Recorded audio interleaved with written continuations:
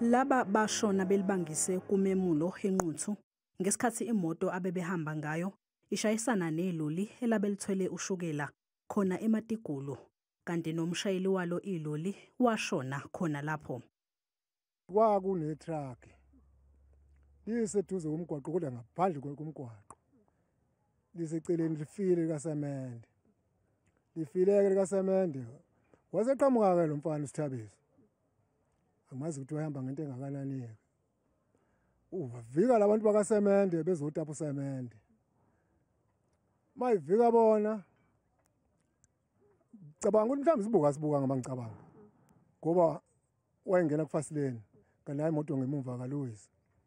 Yasimthuthi imoto kaLuwisi yamphosela ngaphesheya emotini yakashukela. Imoto le yakashukela mangezwa le enesidlwane embili. Yamquzula ke umphosa ngale kwalandelwana kwayibhicongo.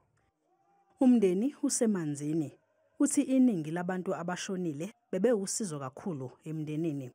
Awu Nkosi yami bekufanele ngabe ekhamba ethini. Nkosi yami nivume kanjani?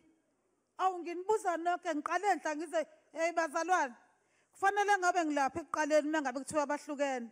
Igazi lami lapha engavela khona. Ngabuya ngeza la ngiye ngayibuza ngingedwa ngathi wethu ukhulu omncane menenkinga ngizoxolisa ukubabiza. Aqhamuka athi weqaphela.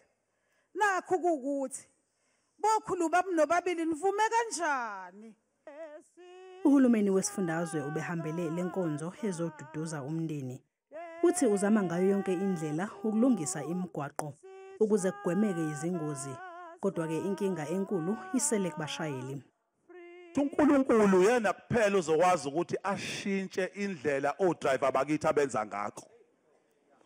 Namhlanje nje eFilidi kune-operation ephethwe imbokodi yaka-RTI. Ibambe abokufika abawu-11 abanazi incwadi baphuzile nalo driver udakwe akazazi ngisho ukuzasa.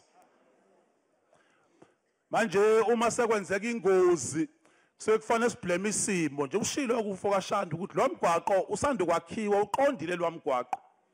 Okusho ukuthi akuyona inkinga yomgwaqo. Kusenjalo bane abantu abadlule emhlabeni izolo engozini eyenzeke eBergville KwaZulu-Natal. Kunxuswa abashayeli ukuthi bahloniphe imithetho yomgwaqo.